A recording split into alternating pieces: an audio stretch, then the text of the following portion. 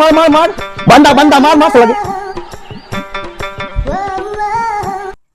Hello, কি বলিস? কখন? রাখা ফিরে আসছি, 5 মিনিট আসি। ঠিক আছে। কি হলো, কোথায় যাচ্ছ এত তাড়াহুড়ো করে?